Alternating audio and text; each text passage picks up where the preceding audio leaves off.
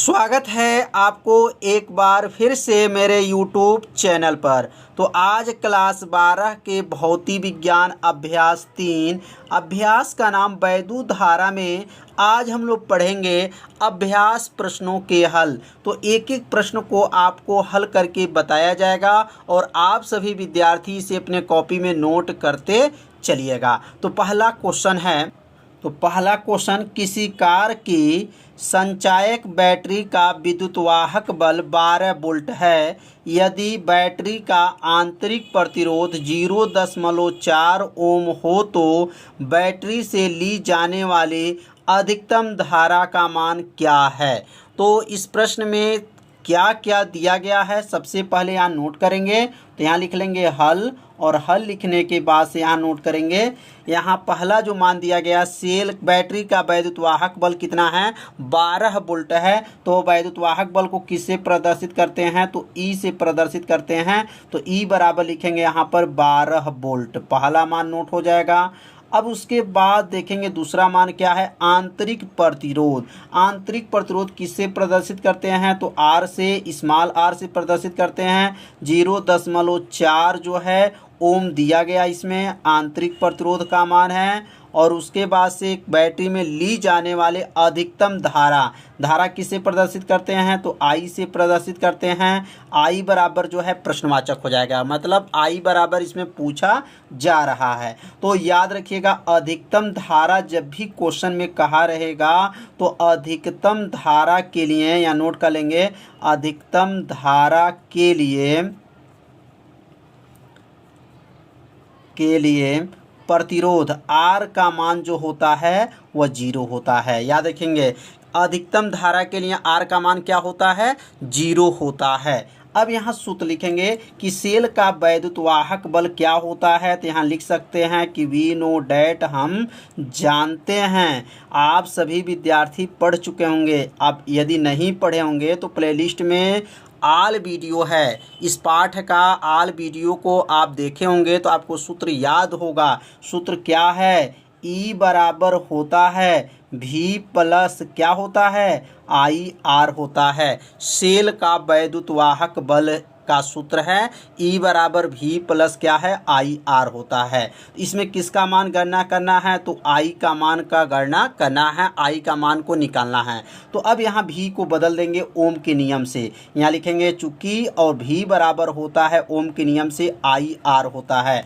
अब यहाँ भी को हटा देंगे, इसके स्थान पे क्या लिखेंगे, ई बराबर हो जाएगा, भी को हटाएंगे तो क्या बनेगा, आई आर प्लस क्या हो जाएगा, आई आर हो जाएगा। अगला लाइन बनेगा ई बराबर हो जाएगा। अब इसमें से कॉमन क्या लेंगे, तो इसमें से कॉमन जो है आई कॉमन ले लेंगे तो क्या बचेगा, आर प्लस आर बच जाएगा। इसको या कर लेंगे, या का मतलब यह होता है, इसको आगे यहाँ नोट कर लेंगे।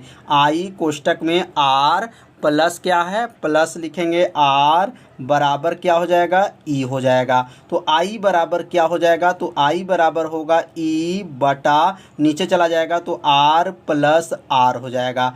अब इसमें जो है मान को क्या करेंगे, रख लेंगे। तो आई बराबर, अब इसमें ई का मान क्या दिया गया था, तो ई का मान जो है 12 वोल्ट था, तो यहाँ ई का मान 12 लिख देंगे। आर का मान इसमें 0 है क्योंकि अधिकतम के लिए प्रतिरोध का मान 0 होता है, और आंतरिक प्रतिरोध का मान इसमें क्या है, तो 0.4 है। यह मान को नोट कर लेंगे। नोट करने के बाद से अब अगला लाइन लिखेंगे आई बराबर हो जाएगा। तो समझ में आ रहा होगा कैसे इसको सॉल्व किया जा रहा है। तो अब यहाँ जो लिखेंगे आई बराबर हो जाएगा 12 बटा 0.4 में जब 0 जोड़ लेंगे तो क्या होगा, 0.4 होगा। अब यहाँ से जो है अगर दशमलव हटाना चाहते हैं तो कितने से गुणा कर दें, 10 से अगर गुणा कर दें तो दशमलव जो है हट जाएगा। तो यहाँ लिख देंगे आई बराबर हो जाएगा 12 में 10 का गुणा करेंगे तो 12 दहा में क्या होगा, 120 हो जाएगा, बटा और 10 से जब गुणा करेंगे तो यह हो गया 4, दशमलव इसका हट जाएगा। 4 से 120 को काट देंगे तो आई बराबर कितना आ गया, तो आई बराबर जो है 4 तिहाई 12 मतलब 30 एम्पियर। कितना आ गया, 30 एम्पियर। तो इसमें धारा का मान कितना आ गया, 30 एम्पियर। यही क्या हो जाएगा, इसका आंसर हो जाएगा। तो समझ में आ गया होगा पहला क्वेश्चन कैसे इसको हल किया गया, बहुत आसान है। तो आप सभी विद्यार्थी अपने कॉपी में इसे नोट जरूर कीजिए जिससे आपको अच्छे से क्या हो जाए, समझ में आ जाए। तो अब सीखेंगे प्रश्न नंबर 2। प्रश्न नंबर 2 है 10 वोल्ट विद्युत वाहक बल वाली बैटरी जिसका आंतरिक प्रतिरोध 3 ओम है। मतलब 10 वोल्ट का जो है विद्युत वाहक बल है। विद्युत वाहक बल किससे प्रदर्शित करते हैं? तो ई से प्रदर्शित करते हैं। आंतरिक प्रतिरोध 3 ओम है, किसी प्रतिरोध से संयोजित है।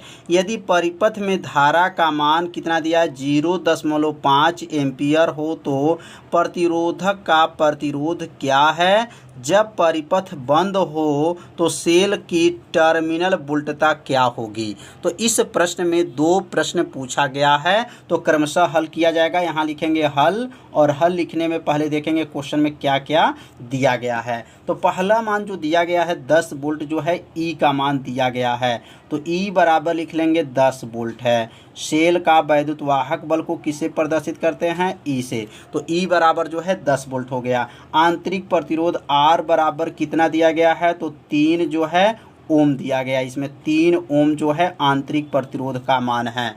और धारा का मान कितना दिया गया है? तो आई बराबर दिया गया है 0.5 एम्पियर। यह 3 मान जो है क्वेश्चन में दिया गया था। अब उसके बाद देखेंगे क्वेश्चन में क्या पूछा गया है। प्रतिरोध की गणना कीजिए। प्रतिरोध मतलब आर बराबर जो है प्रश्नवाचक हो जाएगा। आर बराबर प्रश्नवाचक हो गया। और टर्मिनल वोल्टता किससे प्रदर्शित करते हैं? भी से। भी बराबर प्रश्नवाचक। इसमें 2 प्रश्न जो है पूछा गया है। तो अब यहाँ पे हम लोग सूत्र बनाएंगे। तो अभी हम लोग सूत्र पढ़े हैं पहला क्वेश्चन में, तो वी नो डैट हम जानते हैं। पहला क्वेश्चन में भी वही सूत्र लागू किया गया, और दूसरा जो है प्रश्न में भी यही सूत्र लागू किया गया। सूत्र क्या पढ़े हैं? तो ई बराबर पढ़े हैं भी प्लस क्या होता है? आई आर होता है। अब यहाँ ओम के नियम से अगर देखेंगे तो ओम के नियम से यहाँ क्या लिख सकते हैं? भी बराबर होता है, भी बराबर क्या होता है? आई आर होता है। यहाँ चुकी लिख देंगे। अब इस भी को हटा देंगे तो ई बराबर हो जाएगा। अब ये भी की जगह पे क्या लिखेंगे? I R plus I R हो जाएगा। अगला लाइन लिखेंगे ई बराबर, इसमें कॉमन ले लेंगे आई को, क्या बनेगा? आर प्लस आर हो जाएगा। इसको या कर लेंगे। या का मतलब हो जाएगा आई कोष्टक में आर प्लस आर बराबर क्या हो जाएगा? यहाँ हो जाएगा बराबर ई। अब यहाँ किसको रोकना है? आर को रोकना है, क्योंकि आर का मान ज्ञात करना है। तो आई को नीचे भेज देंगे। तो यहाँ क्या लिखेंगे? आर प्लस आर बराबर क्या बनेगा? ई बटा आई हो जाएगा। मतलब आई को क्या किया है? नीचे भेज दिए हैं। अब किसको पक्षांतर कर सकते हैं? तो यहाँ आर जो है प्लस है, पक्षांतर करेंगे तो क्या बनेगा? माइनस हो जाएगा। तो आर बराबर क्या हो जाएगा? ई बटा आई माइनस आर हो जाएगा। अब इसमें जो है मान को क्या करेंगे? रख लेंगे। अब आर बराबर ई का मान क्वेश्चन में क्या दिया गया था? तो 10 दिया गया था। ई का मान 10 है, और आई का मान क्या है? तो 0.5 है, माइनस है, और आर का मान जो है कितना था? 3 है। अब आर बराबर क्या हो जाएगा? तो अब यहाँ जो भाग करेंगे, यह 10 से अगर गुणा कर लेते हैं तो दशमलव हट जाएगा, 100 हो जाएगा, या 5, तो क्या आ जाएगा? 20 आ जाएगा। 20 माइनस 3, जो 0.5 से इसमें 10 में जब भाग कर देंगे तो कितना आ जाएगा? 20 आ जाएगा। या 10 से गुणा करके 100 हो जाएगा, नीचे 5 होगा तो 20 25 100 20 हो जाएगा। 20 में से 3 घटा देंगे तो आर का मान कितना आ गया? 17 ओम आ गया। यह जो आंसर जो है आपका पहला का जो है इसका आंसर आ गया। इसमें 2 प्रश्न पूछा गया था। प्रतिरोध की गणना कीजिए और जो है टर्मिनल वोल्टता की गणना कीजिए। तो आर का मान जो कितना आ गया? 17 ओम आ गया। पहला जो है आंसर क्लियर हो गया। अब यहाँ वोल्टता जो है टर्मिनल वोल्टता का सूत्र क्या होता है? तो ई बराबर होता है भी बराबर होता है ई माइनस क्या होता है? आई आर होता है। यह सूत्र आप सभी विद्यार्थी पढ़े हैं, अभ्यास में बताया गया है। भी बराबर क्या होता है? ई माइनस आई आर होता है। भी बराबर अब हो जाएगा ई का मान। ई का मान इस क्वेश्चन में कितना दिया गया था? तो 10 दिया गया था, माइनस, और आई का मान कितना है? तो आई का मान जो है 0.5 है, और आर का मान क्या है? तो 3 है।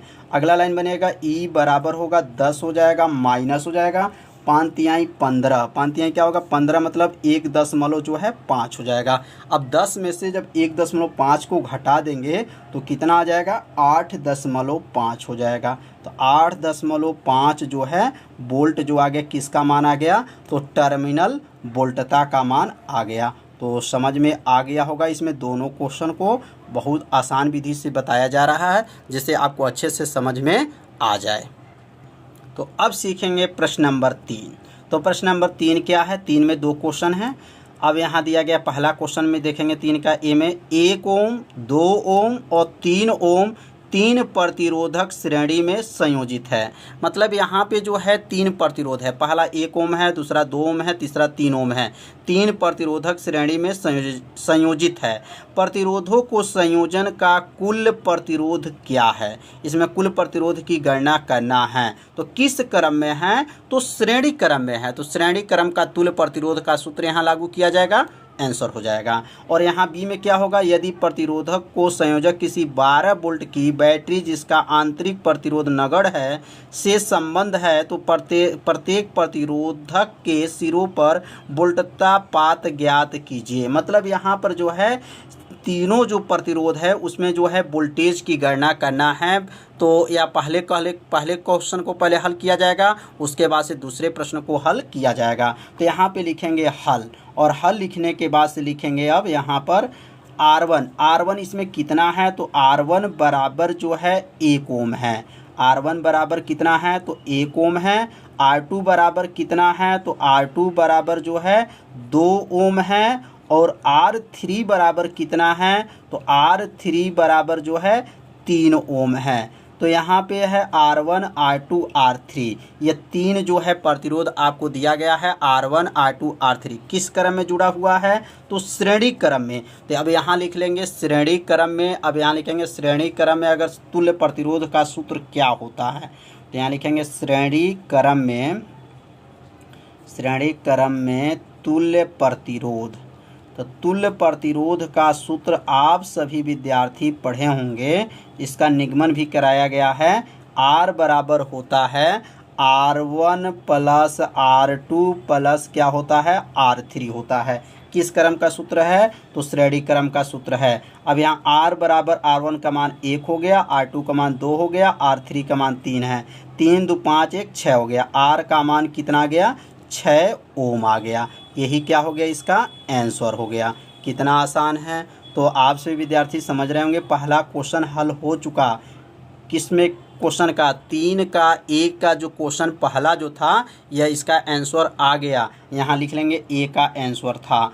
अब यहाँ लिखेंगे बी में क्या पूछा गया है? V1 का मान, V2 का मान और V3 का मान पूछा गया। लेकिन इसमें 12 वोल्ट की बैटरी से जब जोड़ा गया है तो यहाँ पे लिखेंगे जो सेल का जो वैद्युत वाहक है 12 वोल्ट है। क्वेश्चन में दिया गया है 12 वोल्ट। तो क्वेश्चन को एक बार और देख लेंगे कि 12 वोल्ट यहाँ पे देखिए लिखा गया है कि किसी प्रतिरोधक को संयोजन 12 वोल्ट की बैटरी। तो 12 वोल्ट की जो बैटरी इसे ई से प्रदर्शित करेंगे। बैटरी के लिए जो है सेल का वैद्युत वाहक बल का प्रयोग करते हैं। तो ई बराबर 12 वोल्ट है। आंतरिक प्रतिरोध नगण्य है।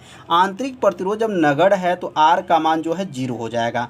नगण्य का मतलब 0 हो जाएगा। और यहाँ जो है भी बराबर जो है यहाँ पे मान नहीं दिया गया है। भी का मान इसमें निकालना है। V1, V2, V3 3 प्रतिरोध है, तो इसलिए 3 प्रतिरोध में जो मान निकाला जाएगा तो उसमें आपका V1 की गणना करेंगे। V1 बराबर प्रश्नवाचक हो जाएगा, V2 बराबर भी प्रश्नवाचक हो जाएगा और V3 बराबर भी क्या लिख सकते हैं? प्रश्नवाचक हो जाएगा। 3 इसमें जो है क्वेश्चन को आपको गणना करना है। कैसे पता चला?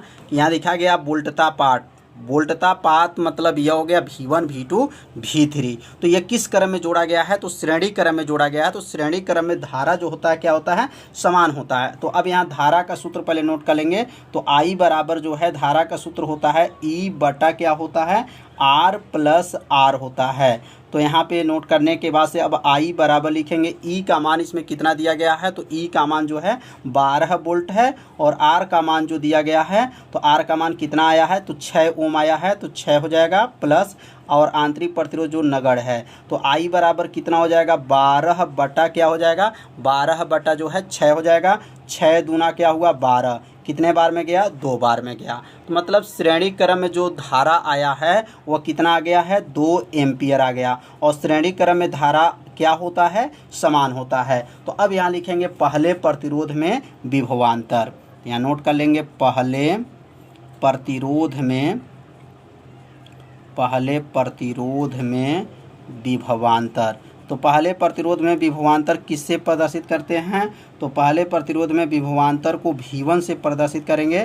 तो V1 बराबर सूत्र क्या बनेगा? तो V1 बराबर हो जाएगा IR1 हो जाएगा, IR1। V1 बराबर I का मान कितना आया है? तो 2 आया है। और R1 मतलब पहला प्रतिरोध कितने का था? तो 1 ओम का था। 2 में 1 का गुणा कर लेंगे, V1 बराबर क्या आ गया? 2 वोल्ट आ जाएगा। तो इसी प्रकार आप V2 का गणना अगर करेंगे दूसरे प्रतिरोध के लिए, तो V2 का सूत्र क्या बनेगा? तो V2 बराबर बनेगा IR2 बन जाएगा। क्या होगा? IR2 हो जाएगा। तो V2 बराबर क्या आ गया? I का मान कितना आया है? तो 2 आया है। और R2 का मान क्या था? 2 ओम था। 2 में 2 का गुणा कर लेंगे, कितना आ जाएगा? V2 बराबर 4 ओम। अब अगला जो लाइन बनेगा V3, तो V3 का सूत्र क्या बनेगा? तो V3 बराबर सूत्र हो जाएगा IR3 होगा। V3 बराबर I का मान कितना है? तो I का मान जो है 2 एम्पियर था और R3 का मान 3 था। 3 में 2 का गुणा करेंगे तो V3 का मान कितना आ जाएगा? 6 ओम आ जाएगा।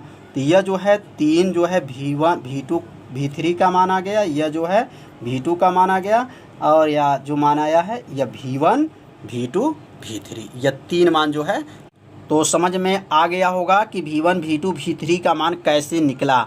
और यहाँ आपको याद रखना है कि श्रेणी क्रम में I का मान क्या होता है? समान होता है। मतलब तीनों में जो है धारा का मान जो रहेगा बराबर रहेगा। इसमें भी 2 एम्पियर, इसमें भी 2 एम्पियर और इसमें भी 2 एम्पियर का प्रयोग करेंगे। तो आज जो हम लोग पढ़े हैं प्रश्न नंबर 1, 2 और 3 क्वेश्चन को बताया गया। तो आज का वीडियो कैसा था? आप सभी विद्यार्थी जरूर कमेंट कीजिएगा, वीडियो को लाइक कीजिएगा। यदि चैनल पर आप पहली बार आए होंगे तो मेरे चैनल को सब्सक्राइब और घंटी दबाना मत भूलिएगा। तो अगला जो भाग बनेगा प्रश्न नंबर 4 से लेकर के आगे के सभी प्रश्नों को हल करके बताया जाएगा। तो कल मिलते हैं अगले भाग में। तब तक के लिए सभी विद्यार्थियों को नमस्कार।